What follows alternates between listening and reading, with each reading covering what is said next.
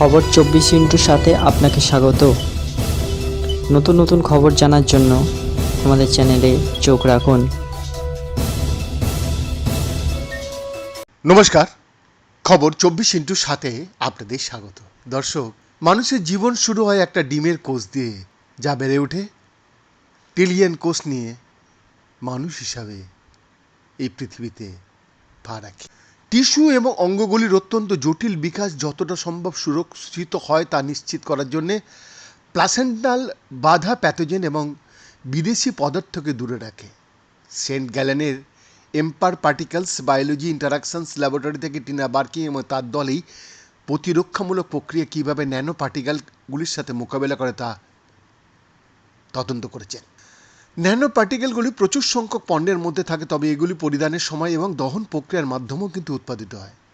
আমরা আমাদের খাদ্য প্রসাধনী বা আমরা যে বায়ুমণ্ডল থেকে শ্বাস নিই তার মাধ্যমে পরিবেশ থেকে এই পদার্থগুলি শোষণ করি। বার্কিং ব্যাখ্যা করছেন এটা। এর মধ্যে কিছু ন্যানো পার্টিকেল গর্ভে থাকা শিশুদের ক্ষতি করে বলে সন্দেহ করা হচ্ছে। কম ওজন নিয়ে জন্মানো, অটিজম এবং শ্বাসযন্ত্রের রোগগুলি শিশুর সম্ভাব্য পরিণতিগুলির মধ্যেও রয়েছে। ন্যানো পার্টিকেলগুলি কীভাবে অনাগত শিশুকে প্রভাবিত করে তা এখনও স্পষ্ট নয়।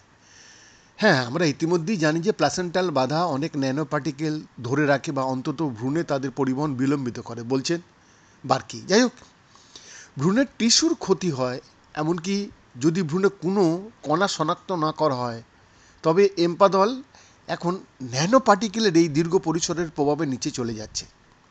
সেন্ট গ্যালেনের ক্যান্টোনাল হাসপাতালের ক্লিনিক্যাল অংশীদার এবং জেনেভা বিশ্ববিদ্যালয়ের গবেষণা অংশীদারদের সাথে আমস্টারডাম ইউনিভার্সিটি মেডিকেল সেন্টার এবং ডুসেলডর্ফের লাইবনিচ ইনস্টিটিউট ফর এনভায়রনমেন্টাল মেডিকেল রিসার্চের সাথে দলটি টাইটানিয়ামের মতো সাধারণ ন্যানো পার্টিকেলগুলি পরিণতির তদন্ত করেছেন, যেটা ডাইঅক্সাইড বা ডিজেল শর্ট প্লাসেন্টার কার্যকারিতা এবং ভ্রূণের বিকাশে তাদের পরোক্ষ ক্ষতি করে।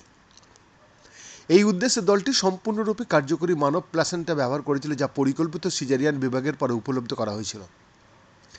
মানব প্লাসেন্টাল টিস্যু ন্যানো পার্টিকেলগুলির পরিবহন এবং প্রভাবের ওপর অর্থপূর্ণ ফলাফল পাওয়ার একমাত্র উপায়, বলছেন এম্পা গবেষক। মাতৃ এবং ভ্রূণের টিস্যুর গঠন, বিপাক এবং মিথস্ক্রিয়া অনন্য এবং একটা নির্দিষ্ট প্রজাতি বোঝাতে পারে। পরীক্ষাগুলি দেখিয়েছে যে প্লাসেন্টাল টিস্যুতে ন্যানো পার্টিকেলগুলি প্রচুর পরিমাণে ম্যাসেঞ্জার পদার্থের উৎপাদন ব্যাহত করে এবং এই ম্যাসেঞ্জারগুলি ভ্রূণের বিকাশে গুরুতর পরিবর্তন আনতে পারে, যেমন বিঘ্নিত রক্তনালী গঠন।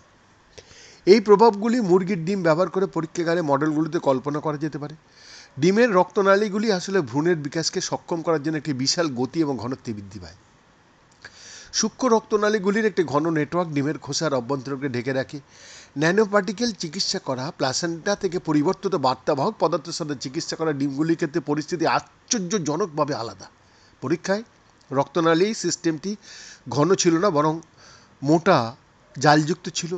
ন্যানো পার্টিকেলগুলি স্পষ্টত ম্যাসেঞ্জার পদার্থের মাধ্যমে রক্তনালীগুলিকে গঠনকে বাধা দিয়েছিল এবং সেটা গর্ভের সন্তানের ওপর পরোক্ষে প্রভাব ফেলেছিল, বলছেন টিনা বার্ক। গবেষকরা বর্তমানে একটি ন্যানো পার্টিকেল চিকিৎসা করা প্লাসেন্টা তথাকথিত সিক্রেটোম দ্বারা প্রকাশিত ম্যাসেঞ্জার পদার্থের সম্পূর্ণতা তদন্ত করছেন। দূষিত না হয়ে হরমোন প্রদাহজনক মধ্যস্থতাকারী এবং অঙ্গ সিস্টেম গঠনের জন্য সংকেতকারী পদার্থের আন্তঃপ্রক্রিয়া একটি পুরোপুরি সুর করা অর্কেস্ট্রার মতো।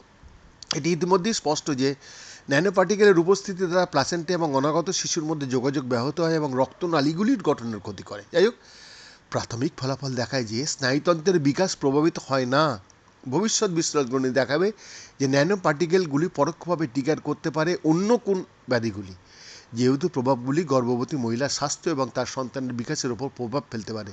তাই এই ফলাফলগুলি ন্যানো মেটেরিয়ালগুলির ঝুঁকি মূল্যায়নের ক্ষেত্রে বিবেচনা করা উচিত, গবেষকরা বলছেন। বৈদ্যনাথ দাসের রিপোর্ট, খবর 24/7।